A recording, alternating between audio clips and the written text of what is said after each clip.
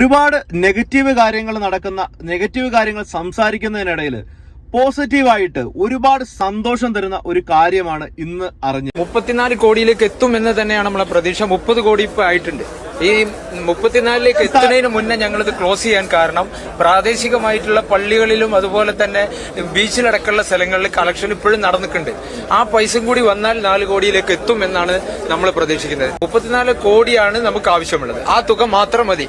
ഞങ്ങളെ സംബന്ധിച്ചിടത്തോളം ഈ ഗ്രാമവും അതുപോലെ തന്നെ കേരള ജനതയും ഈ ഫണ്ടിങ്ങിനോട് നിങ്ങളടക്കമുള്ള മീഡിയകൾ ഇതിന് വളരെയേറെ പ്രാധാന്യം നൽകിയത് കൊണ്ടാണ് ഈ ഫണ്ട് ഇത്രയും നോമ്പ് 26 ആകുമ്പോൾ വെറും 6 കോടിയുള്ള ഫണ്ടാണ് ഇപ്പൊ 30 കോടിയിൽ അധികത്തിൽ എത്തി നിൽക്കുന്നത്. അറിയാതെ പറ്റിപ്പോയ ഒരു അബദ്ധത്തിന്റെ പേരിൽ ഒരു ജീവൻ നഷ്ടപ്പെടുകയും 18 വർഷമായിട്ട് സൗദി ജയിലിൽ കഴിയുന്ന അബ്ദുറഹ്മാന് വേണ്ടിയിട്ട് തുടങ്ങിയ ഒരു പണസമാഹരണമാണ് ഇപ്പോൾ സ്റ്റോപ്പ് ചെയ്തിരിക്കുന്നത്.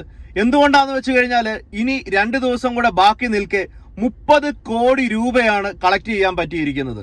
ബാക്കിയുള്ള 4 കോടി മറ്റു വഴികളിലൂടെ അവരുടെ കയ്യിൽ എത്തിയിട്ടുണ്ടെന്നാണ് അവർ പറയുന്നത്. അതുകൊണ്ട് തന്നെ അവര് ഉദ്ദേശിച്ചിരുന്ന ഒരു തുകയിലേക്ക് എത്തിയിരിക്കുകയാണ്. ഇതൊരിക്കലും അദ്ദേഹത്തിന്റെ ഒരു മതത്തിൽപ്പെട്ട അല്ലെങ്കിൽ അദ്ദേഹത്തിന്റെ കുറച്ച് ആളുകൾ മാത്രം ചേർന്ന് നൽകിയ ഒരു സഹായമല്ല. മനസാക്ഷിയുള്ള നല്ല മനുഷ്യന്മാരുടെ കൂട്ടായിട്ടുള്ള പ്രവർത്തനമാണ്.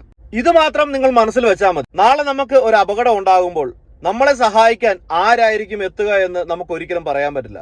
അത് മനസ്സിൽ വെച്ചുകൊണ്ട് നല്ലൊരു മനുഷ്യനായിട്ട് മുന്നോട്ട് ജീവിക്കുക.